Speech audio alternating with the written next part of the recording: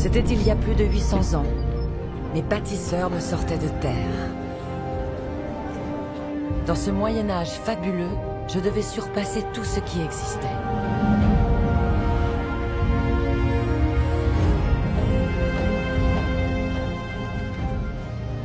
Je suis Notre-Dame de Paris, et voici mon histoire.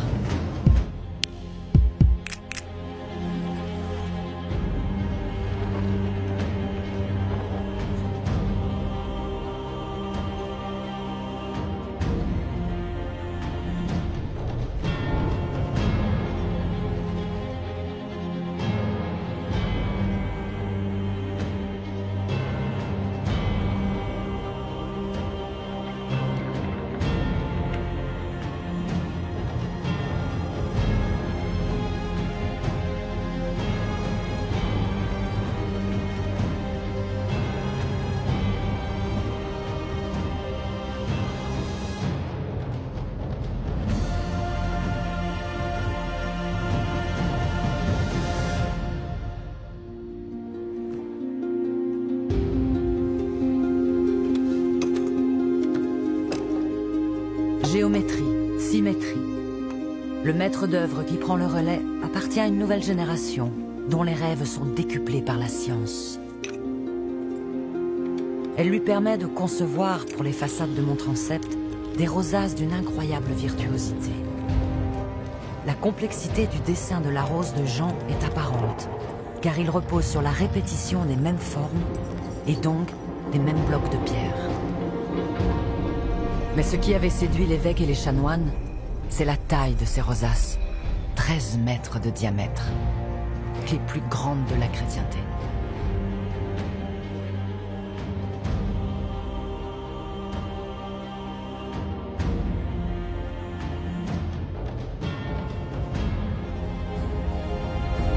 La façade nord du transept s'élève à vue d'œil. Et les premiers panneaux de verre commencent à arriver à Paris.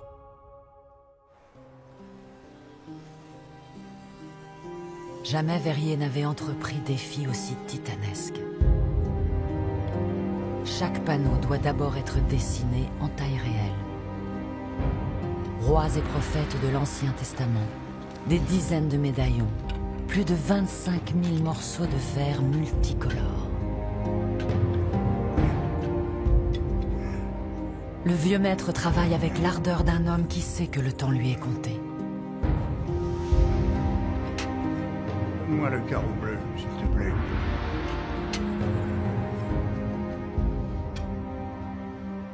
De toutes les couleurs, la plus précieuse est un bleu profond, celui des rois et de la Vierge. Tiré de la poudre de cobalt, sa formule est jalousement gardée et son prix exorbitant. Colorés par le cuivre, le fer ou le manganèse, les milliers de carreaux sont solidement assemblés à l'aide de baguettes de plomb. Les rosaces devront résister aux tempêtes et aux siècles. Quand les panneaux sont terminés, c'est la fille du verrier qui les convoie à Paris où ils sont montés. Pétale après pétale, ma rose commence à éclore.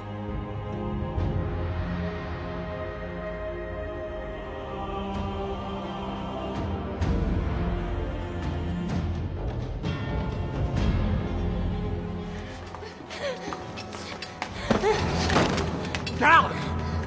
Cette femme était en train d'invoquer Satan! Méfiez-vous d'elle. C'est une sorcière!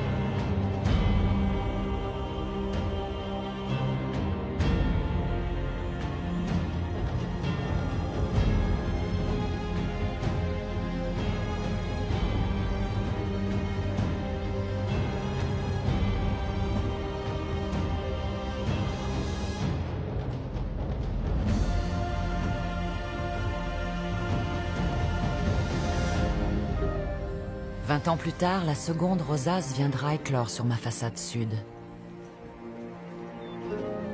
Un visiteur du Moyen-Âge les a décrites si merveilleuses que l'âme a peine à se rassasier de les contempler.